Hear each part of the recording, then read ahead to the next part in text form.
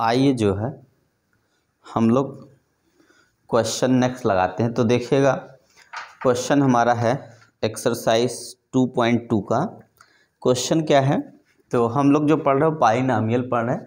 Polynomial में जो हम लोग पढ़ रहे हैं वो फर्स्ट क्वेश्चन कंप्लीट करा दिया था। तो फर्स्ट क्वेश्चन जो रिलेटेड था वो किस पे था, तो zeros and coefficient of polynomial. किस पे था, zeros and coefficient of polynomial. तो उस पे क्या करना था, उसको वेरीफाई करके दिखाना था। मतलब सबसे पहले हमको फैक्टराइज करना था। तो जैसे 9th में फैक्टराइजेशन होता है, 8th में फैक्टराइजेशन, पहले फैक्टराइज कर लेंगे और जो फैक्टर के बाद जो वैल्यू आती है उसको जीरोस बोलते हैं और हम लोग उसको अल्फा और बीटा मान लेते हैं, क्योंकि 2 जीरोस होते हैं अल्फा बीटा। तो दोनों वैल्यू को अल्फा बीटा जीरोस मान लिया था। उसके बाद क्या करते हैं, उसका जो इक्वेशन होता है ax² plus bx plus c equal to 0, इसमें से जो a b c होता है एक कोफिशिएंट होता है पॉलिनॉमियल का। उसके बाद एक फार्मूला होता है क्या, तो sum of zeros and product of zeros.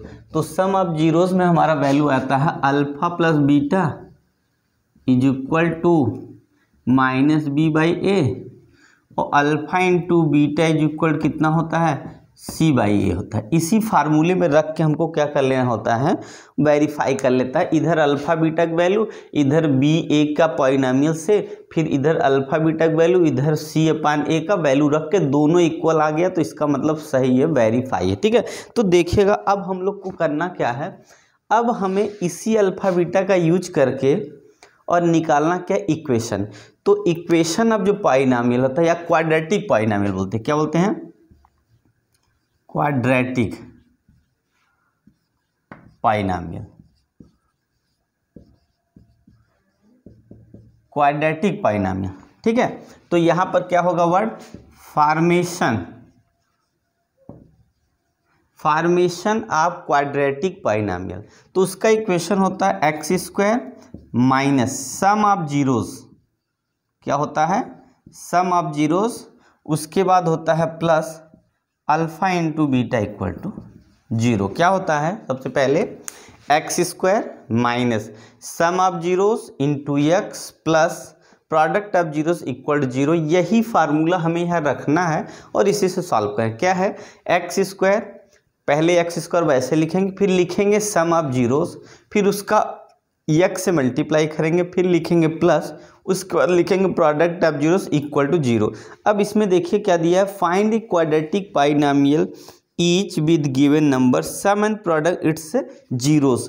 ये जो वैल्यू दिया है ये सम का है और ये प्रोडक्ट का है। तो सबसे पहले कन्फ्यूजन बच्चों की यही होगी कि ये अल्फा बीटा की वैल्यू है या सम प्रोडक्ट को। यहाँ पे जो वैल्यू दिया है वो अल्फा बीटा का अलग अलग वैल्यू नहीं है, मतलब ये 1/4 जो है अल्फा की वैल्यू नहीं है और -1 बीटा की वैल्यू नहीं है। ये सम और प्रोडक्ट डायरेक्टली दिया है, तो हम लोग को पहले यही समझना होगा अल्फा प्लस बीटा की वैल्यू 1/4 है, ठीक है, और अल्फा इंटू बीटा की वैल्यू कितनी है, -1। मतलब ये सम डायरेक्ट दे दिया है और प्रोडक्ट डायरेक्टली दे दिया है, ठीक है। अब हम लोग क्या करते हैं, देखिएगा क्वाड्रेटिक पॉलिनॉमियल का इक्वेशन है x² minus sum of zeros, यहाँ पे x plus product of zeros equal to 0। इसी में से ऊपर से वैल्यू ला के पुट करेंगे तो आपका आंसर आ जाएगा। तो देखिएगा x² minus alpha plus beta की वैल्यू कितनी है, तो 1/4 ब्रैकेट क्लोज x, फिर यहाँ पे लिखेंगे प्लस और अल्फा इंटू बीटा की वैल्यू -1 लिखेंगे इक्वल टू 0 कर देंगे। तो यहाँ पर हो जाएगा, एलसीएम लेना है, एलसीएम लेके मल्टीप्लाई करेंगे तो 4x² माइनस यहाँ 1 है तो इसका मतलब यहाँ x हो जाएगा और यहाँ 4 से इसमें मल्टीप्लाई होगा, यहाँ प्लस माइनस है तो माइनस होगा 4 इक्वल टू 0। नीचे अपान में टोटल 4 आएगा और इस 0 से मल्टीप्लाई कर देंगे तो वो 4 क्या होगा, 0 हो जाएगा। तो हम लोग का जो आंसर आ गया वो हो गया 4x² माइनस कितना हो गया, तो x इक्वल टू 0। ये देखिए इसका आंसर आ गया, ठीक है। तो देखिए बहुत ही सिंपल होता है, तो थोड़ा सा हो सकता है भाई आ भी सकता है और नहीं भी आ सकता है, कि थोड़ी इजी चीज़ है तो थोड़ा सा सिंपल चीज़ कम आते हैं, तो फिर भी आपको आना चाहिए, ठीक है। तो चलिए अब थोड़ा जल्दी जल्दी कर लेते हैं। सेकंड क्वेश्चन क्या है, देखिएगा आप लोग। सेकंड क्वेश्चन है अल्फा प्लस बीटा हम डायरेक्ट दे दे रहे हैं वैल्यू सीधी। अल्फा प्लस बीटा की वैल्यू है √2 और अल्फा इंटू बीटा की वैल्यू हो कितनी 1/3। अल्फा इंटू बीटा की वैल्यू √2 है और अल्फा प्लस बीटा √2 है और अल्फा इंटू बीटा 1/3 है। तो सीधा सीधा क्या लिखेंगे, पहले ये इक्वेशन लिखना हम लोग को हमेशा। तो लिखेंगे quadratic polynomial equation x² minus alpha and plus beta x plus कितना हो जाएगा alpha into beta is equal to 0। ठीक है ना। तो ये हमारा देखिएगा आंसर आ गया। अब यहाँ से रखेंगे तो x² माइनस यहाँ रख देंगे √2 और यहाँ x से मल्टीप्लाई और यहाँ पे लिखेंगे प्लस और यहाँ लिखेंगे 1/3 अल्फा बीटा इक्वल 0। अब फिर से एलसीएम लेंगे तो यहाँ से इसमें मल्टीप्लाई होगा, यहाँ से इसमें मल्टीप्लाई होगा, फिर उसके बाद अंडर जो 3 है 0 से मल्टीप्लाई करके हट जाएगा। तो 3x² माइनस √, यहाँ देखिए 3 यहाँ पे आ जाएगा, 3 यहाँ पे होगा, √ के अंदर नहीं मल्टीप्लाई होगा, ऐसे बाहर लिखेगा और इक्वल टू कितना होगा 0। क्यों इसके अंदर मल्टीप्लाई नहीं सकता है, इसके अंदर √2 के अंदर मतलब √ के अंदर मल्टीप्लाई तब होता जब √ में होता। ठीक है, तो यहाँ पे इसलिए बाहर होगा। तो 3√2x + 1 इक्वल टू 0 और यहाँ पे 3 रहेगा क्योंकि इस 3 का यहाँ मल्टीप्लाई होगा, एलसीएम लेंगे तो इस तरीके से आ जाएगा। ठीक है, तो ये चलिए हम लोग का ये आपका क्वेश्चन नंबर कौन सा हो गया, तो सेकंड हो गया है ना। तो यहाँ पे क्वेश्चन नंबर हमारा कौन सा है, तो फोर्थ देखिए क्या है, चलिए देख लेते। थर्ड क्या है, 0 और √ क्या है हमारा, तो 0 √5 है। अगला क्वेश्चन क्या है, 0 और √5 है ना। तो आइए उसको भी कर लिया जाए फटाफट। तो 0 √5 है हमारा थर्ड वाला, कितना है अल्फा प्लस बीटा की वैल्यू कितनी है, तो 0 है और अल्फा इंटू बीटा की वैल्यू कितनी है, तो हमारी वैल्यू हो गई कितनी √5। ठीक है ना, आए समझ में, देख लीजिए आप लोग, समझ में आ रहा है कि नहीं तब देख लीजिए आराम से, कोई दिक्कत नहीं है ना। तो आइए देखते हैं। तो क्वेश्चन कट नहीं रहा ना कहीं से, नहीं कट, तो चलिए क्या है देखते हैं। तो लगा लीजिए आराम से। तो फिर से क्या होगा, लिखेंगे quadratic equation x² minus alpha plus beta, यहाँ लिखेंगे x, फिर यहाँ लिखेंगे plus alpha into beta equal to 0। ठीक है ना, फिर वैल्यू रखते हैं तो x² minus alpha plus beta की वैल्यू 0 और 0 मल्टीप्लाई x यहाँ से, और प्लस जो है अल्फा इंटू बीटा की वैल्यू √5 है इक्वल टू 0। तो हो गया कितना x² प्लस √5 इक्वल टू 0। देखिए ये हमारा इक्वेशन बन गया। तो ये इक्वेशन जरा देख लीजिए दिख रहा है कि नहीं, तो ये इक्वेशन हमारा बन गया। नीचे तो नहीं है, कट तो नहीं रहा, हाँ कट रहा है। ठीक है ना, तो थोड़ा सा मैं ऊपर इसको लिखता हूँ।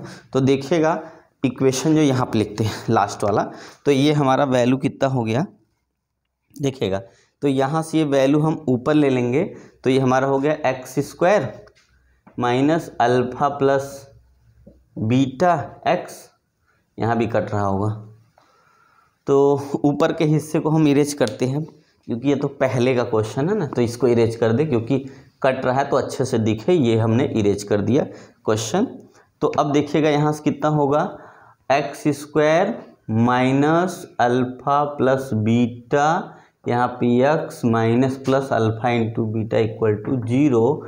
अब वैल्यू रखे x² minus alpha plus beta की वैल्यू कितनी है, तो 0 है, 0 multiply x plus alpha into beta की वैल्यू √5 इक्वल टू 0 है। तो x² प्लस √5 इक्वल टू 0, ये हमारा इक्वेशन बन गया। ठीक है ना, क्वेश्चन आसान था, कोई दिक्कत नहीं। अब चलिए फटाफट मैं करा लेता हूँ आपको क्वेश्चन, तो इसको आप लोग नोट कर लीजिएगा फटाफट करके। तो चलिए क्वेश्चन हम आगे देखते हैं, दो क्वेश्चन लिखते हैं फटाक से। क्वेश्चन है फोर्थ, सेकंड का फोर्थ है, 1 का alpha plus beta equal to 1, alpha into beta equal to 1 हो जाएगा। तो x² minus alpha plus beta x plus alpha into beta equal to 0। X square minus alpha beta नहीं equal 0, तो x square minus यहाँ देखिए 1 यहाँ रखेंगे, x लगाएंगे और फिर उसके बाद यहाँ पे प्लस लिखेंगे, यहाँ भी रखेंगे 0, तो आंसर आएगा x square minus x plus 1 equal to 0। ठीक है ना। तो क्वेश्चन नंबर सेकेंड का फिफ्थ देखिए क्या है हमारा question, alpha plus beta is equal to है -1/4 और अल्फा इंटू बीटा इक्वल कितना है 1/4। ठीक है, एक प्लस है एक माइनस है, तो यहाँ पे देखिए इसकी वैल्यू दिखेगी नहीं, इसलिए मैं यहाँ एक लाइन लिखता हूँ। इक्वेशन है x square minus alpha plus beta x plus alpha into beta equal to 0। तो यहाँ होगा एक्स स्क्वायर माइनस, यहाँ वैल्यू रखेंगे माइनस वाली, तो माइनस यहाँ पे हम लिख दे रहे हैं 1/4 एक्स और प्लस यहाँ कितना होगा 1/4 इक्वल टू 0। इसके बाद यहाँ क्या होगा, तो एक्स स्क्वायर और यहाँ माइनस प्लस हो जाएगा, plus 1/4 x plus 1/4 equal to 0। फिर 4 से मल्टीप्लाई होगा तो 4x square plus x plus 1 equal to 0। ये हो गया हमारा इक्वेशन, देखिए इस तरीके से। ठीक है, दोनों में 4 था, 4 का है मल्टीप्लाई और नीचे से 4 क्या होगा 0 मल्टीप्लाई 0 हो जाएगा, इसलिए उसको नहीं लिखा था, छोड़ दिया था। तो लास्ट क्वेश्चन है 6, देखिए क्या है, तो अल्फा प्लस बीटा की जो वैल्यू हो कितनी है 4 है, अल्फा इंटू बीटा की जो वैल्यू हो कितनी है तो 1 है। तो अब क्या होगा x square minus alpha plus beta x और यहाँ plus alpha into beta equal to 0। X square alpha plus beta की वैल्यू कितनी है 4 है और साथ में एक्स है और अल्फा इंटू वैल्यू 1 इक्वल 0। तो देखिए ये डायरेक्टली आ गया इस बार। तो ये हमारा क्वेश्चन था जो क्या है कि आपको 2.2 का क्वेश्चन था और फर्स्ट में कुछ था नहीं, मैं कराऊंगा लास्ट में, तो पहले काम का करा देता हूँ फिर कराता हूँ। अगला जो क्वेश्चन है देखिएगा 2.3 है, वो डिवाइड वाला है। ठीक है, तो पहले आपको थोड़ा सा कुछ अपने मन से डिवाइड आपको बताते फिर इसको इरेज कर देते हैं। ठीक है ना। तो ये है आपका कंप्लीट हो गया कौन सा एनसीईआरटी से एक्सरसाइज 2.2 का पूरा हमने हर क्वेश्चन कंप्लीट करा दिया है। अगर आप नहीं देख पाए हों तो आप पिछली वीडियो में जाके जो है देख सकते हैं। ठीक है, अगला है डिवीजन एल्गोरिथम फॉर पॉलिनोमियल। क्या है डिवीजन एल्गोरिथम फॉर पॉलिनोमियल। तो मेन क्या हम लोग को डिवीजन देखना, क्या देखना डिवीजन फॉर किसके लिए पॉलिनोमियल के, पॉलिनोमियल के लिए हम लोग को क्या देखना है डिवीजन देखना, मतलब डिवीजन करना किसके लिए तो पॉलिनोमियल के लिए। तो देखिए पॉलिनोमियल क्या है, ये अलजेब्रा है। क्या है ये अलजेब्रा होता है। ठीक है, अगर अलजेब्रा है इसका मतलब ये क्या होगा, इसमें वेरिएबल होगा और प्लस कांस्टेंट होगा, कांस्टेंट होगा। तो ये क्या होगा डिवीजन पॉलिनोमियल का डिवीजन करने का मतलब ये क्या होगा अलजेब्रा का फैक्टर हो गया। और अलजेब्रा में हम लोग जानते हैं वेरिएबल प्लस कांस्टेंट होता है। ठीक है, और वेरिएबल प्लस कांस्टेंट में हम लोग जानते हैं एक होता है क्या डिवाइजर, एक डिवाइजर होता है, एक डिविडेंट होता है। ठीक है, तो हम लोग क्या करते हैं डिविडेंट होता है डिवाइजर होता है। तो अब क्या होगा चलिए हम लोग कोई क्वेश्चन देखते हैं, ऐसे सिंपल पहले समझते हैं। अगर हम ये कह दें कि हमारा नंबर जो है यहाँ मान लीजिए कितना है, यहाँ लिखते हैं ऐसे 10 डिवाइड बाई 5, इसको ऐसे लिख सकते हैं 10 डिवाइड बाई 5, इसको ऐसे लिख सकते हैं 10 डिवाइड बाई 5, ऐसे इतनी चीज़ें लिख सकते। इसको और भी लिख सकते हैं, छोटे बच्चे लिखते हैं, यहाँ पे ऐसे करते हैं इस तरीके से 10 लिखेंगे यहाँ 5 लिखेंगे। ठीक है ना, तो इस तरीके से भी लिखा जाता है। तो ये हो गया। तो यहाँ क्या है हम लोग को मान लिया अभी नहीं समझना है डिवाइजर क्या है, डिविडेंड क्या है और कोसेंट क्या है, रिमाइंडर क्या होता है। तो देखिए क्या होगा, क्या क्या फैक्टर होता है, डिवाइजर है ना, और क्या होता है डिविडेंड, डिविडेंड कोसेंट, कोसेंट अच्छा क्यू से लिखा था कोसेंट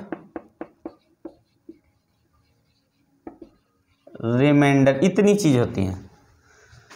देखिए डिवाइजर, डिविडेंड, कोसेंट, रिमाइंडर, और इन्हीं दोनों से सब बनना है। अगर कोई नंबर है देखिए तो डिविडेंड क्या होगा, जिससे डिवाइड करेंगे, डिवाइजर नहीं, डिवाइजर क्या होगा, जो जिस नंबर को हम डिवाइड करेंगे वो डिवाइजर होगा। डिविडेंड क्या होता है, जिससे डिवाइड करेंगे, और उसके बाद कितनी बार जा रहा है वो क्या होगा, कोसेंट होता है, और जो बच जाता है और लास्ट में रिमाइंडर हो जाता है। ठीक है ना। तो देखिएगा ध्यान से, अगर ये चीज़ आपको समझ आ गई तो पहली बात तो ये कॉन्सेप्ट की बात है कि आपको सब कुछ समझ। तो देखिएगा ये बड़ी काम की चीज़ होती है। अगर ये काम की चीज़ ना होती तो ठीक है, इसमें बड़ी डाउट हो जाता बच्चों को। इस डाउट को जो रिमूव करना बहुत इम्पॉर्टेंट होता है, इस डाउट को ख़त्म करना बहुत ज़रूरी होता है कि ये क्या है इसमें से। तो चलिए हम थोड़ा सा आपको लेके दिखाते हैं। अब इतना तो समझ ही गए हैं अब कांस्टेंट क्या होता है। ठीक है, तो आइए देखते हैं। तो इसमें हम अगर ऐसे समझिएगा, हमेशा आप लिखिएगा तो यहाँ आप ऐसे लिख देंगे डिवाइड बाई 3। चलिए तो पहले 2 की बात करते हैं, ये कौन सा है, ये कौन सा है। ठीक है, तो ये होता है डिविडेंड, ये डिविडेंड होता, और ये क्या होता है, डिवाइजर होता है। ठीक है, ये होता है 2 तो पहले से ही कंफर्म हो जाते हैं, 2 पहले ही कंफर्म हो जाते हैं। ये डिविडेंड है और ये क्या होता है, डिवाइजर होता है। तो अब इसको हम थोड़ा सा डिवाइड कर लेते हैं 3 से। 3 3 या 9, यहाँ पे 9, 1 बच गया। अब देखिएगा फिर यहाँ जो बच के आता है, यहाँ पे जो आएगा इसका नाम क्या होगा, इसको बोलते हैं कोसेंट।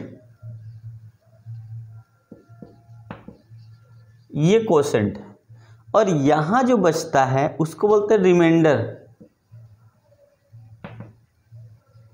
क्या बोलते हैं, रिमाइंडर। आप लोग ये थोड़ा सा कंफर्म करिए, कोशिश करिए, ये बहुत इंपॉर्टेंट चीज़ होता है।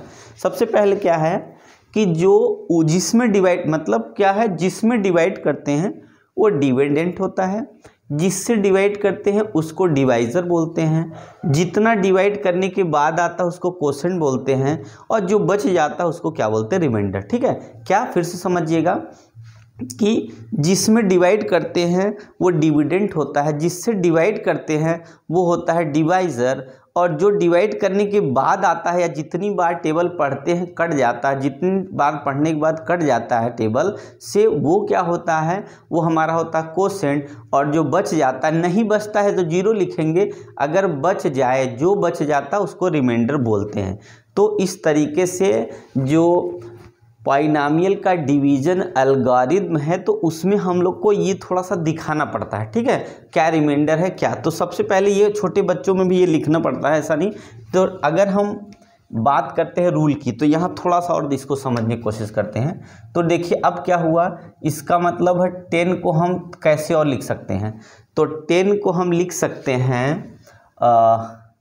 जब इसका ये हो गया हमारा डिवाइज़र और ये कोसेंट का मल्टीप्लाई कर दें तो 3 × 3 करेंगे, और अगर रिमाइंडर को ऐड कर देंगे ना तो फिर से ये हमारा क्या होगा, 3 × 3 और +1, मतलब 3 = 3 3 9 +1, इधर भी 10 इधर भी 10, ये देखिए दोनों इक्वल। इसका मतलब है कि इन चारों में एक रिलेशन है। तो रिलेशन क्या है हमारा, देखिएगा डिविडेंड इक्वल टू, यही रिलेशन आएगा क्या, डिवाइजर, ये हो गया।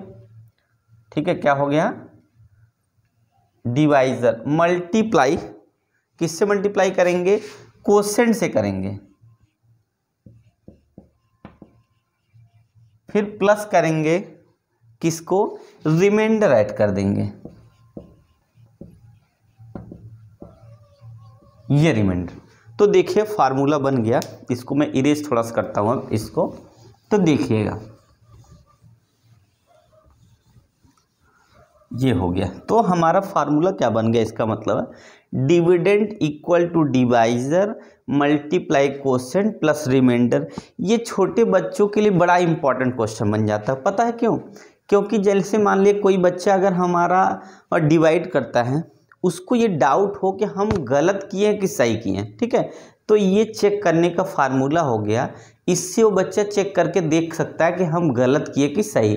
जैसे मान लिया अगर हम यहीं पे मान लिया, अब चलिए इसको हम ऐसे नंबर्स डिवाइड करो जो 7 से डिवाइड करना है, ठीक है। तो हम लिखेंगे 7 और यहाँ पर होगा 10 और ले जाएंगे 1 जा, यहाँ 7 आ गया और यहाँ पर कितना होगा 3 बच गया, यही ना।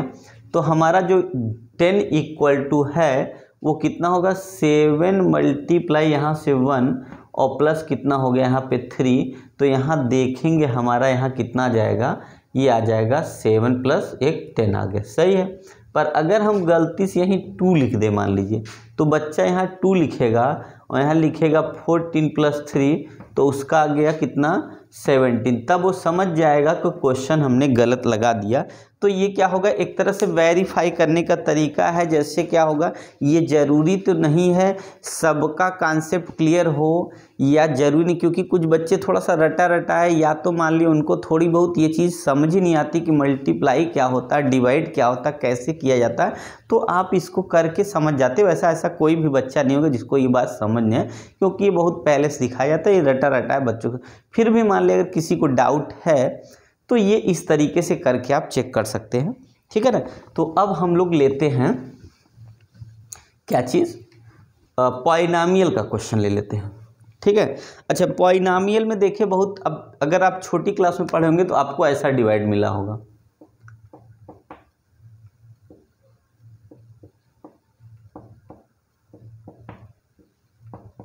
ऐसा डिवाइड मिला होगा। तो ऐसे वाले में हम लोग क्या करते थे, लिखते हैं x पावर 3 अपान x, और यहाँ पे क्या करते हैं, एक डायरेक्ट भी काट सकते हैं। तो हम लोग 8th में या 7th में पढ़ते हैं क्या, एक्सपोनेंट एंड पावर। क्या पढ़ते हैं, एक्सपोनेंट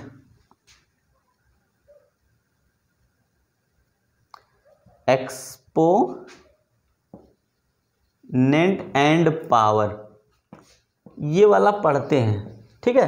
तो उसमें ये फार्मूला आता है, फार्मूला मैं लिखता हूँ तो समझिए। एक्सपोनेंट पावर वाले फार्मूले से भी लगाया जाता है। कैसे कि अगर a पावर m हो और मल्टीप्लाई a पावर n से करेंगे तो a की पावर m प्लस n, मतलब ये अगर जो क्वेश्चन है हमारा उसका बेस सेम हो, बेस का मतलब समझ रहे, जैसे x ये दोनों नंबर सेम हो तो पावर क्या हो जाती है, अगर मल्टीप्लाई है तो पावर ऐड हो जाती है। और अगर a पावर m मल्टीप्लाई ना करके यहाँ पे साइन डिवाइड का लग जाए, a पावर n होगा, तो ये a की पावर m माइनस n हो जाता है।